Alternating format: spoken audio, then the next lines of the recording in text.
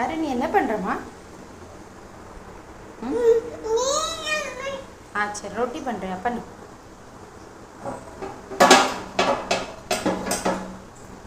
யாரு கண்டி பண்ணுற ரொட்டி? அப்பா கண்டா?